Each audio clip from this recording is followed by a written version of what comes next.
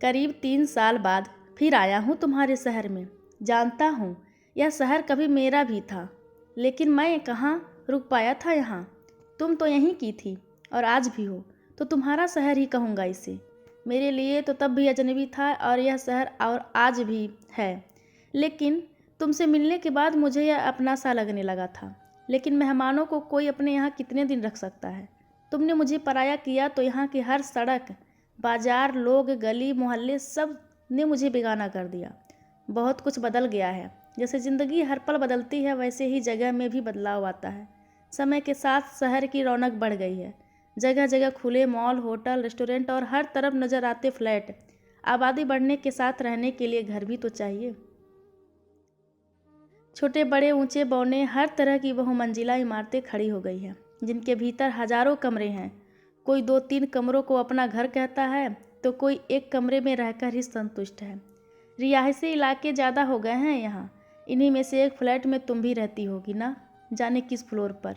लेकिन फ्लैट में रहने की बात असंभव लगी मुझे। तुम तो ज़रूर किसी बंगलों में रहती होगी, पूरे ठाट बाट और ठसक के साथ।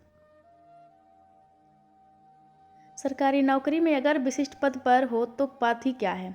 तभी तो हर कोई आईएएस बनने का सपना देखता है।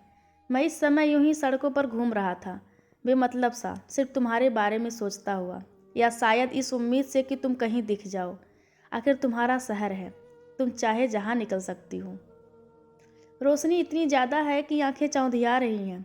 हर सड़क पर सोडियम लाइट लगी है। उस पर से मॉल और दुकानों की जगमगाहट भी कम नहीं है। वाहनों की कतारें नज़र आ रही हैं सड़कों पर। आज कोई त्यौहार नहीं है, लेकिन लगता है तुम्हारा शहर अब हर समय रोशन रहता है। तुम यहाँ रहती हो ना, इसीलिए। जब मैंने इस शहर में कदम रखा तब मुझे नहीं पता था कि यह मुझे कुछ देगा तो बहुत कुछ छीन भी लेगा। मैं यहाँ यूपीएससी की तैयारी करने आया था। कोचिंग इंस्टीट्यूट में हमारी मुलाकात हुई। यूपीएससी की तैयारी का तुम्हारा दूसरा अटेम्प्ट था और मेरा पहला। पढ़ाई को लेकर तुम्हारी शिद्दत मुझे प्रेरित करती और तुम्हारा हमेशा मदद करने के लिए तत्पर रहना मुझे आकर्षित करता। अच्छी ट्यूनिंग हो गई हमारे बीच। मैं एक किराए के मकान में रहता था, इसीलिए अक्सर तुम मेरे लिए घर से खाना ले आती थी।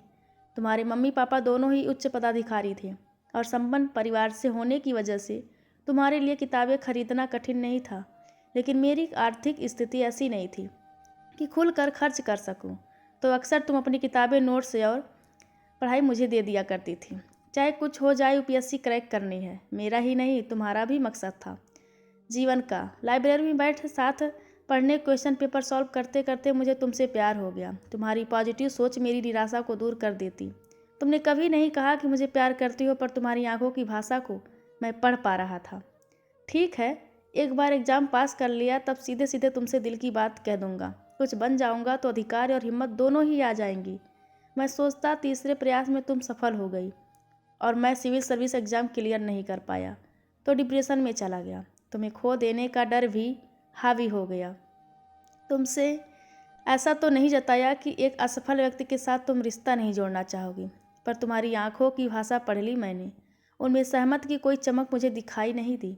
मैं और प्रयास कर सकता था, पर वापस लौट गया अपने घर। कहाँ? तुमने कुछ न कहा, न पूछा और न ही रोका। यह भी नहीं कि प्रयास करते रहो। मेरी किस्मत की पीसेस निकाल लिया मैंने 1 साल बाद। आज तुम्हारे शहर सरकारी काम से ही आया हूँ।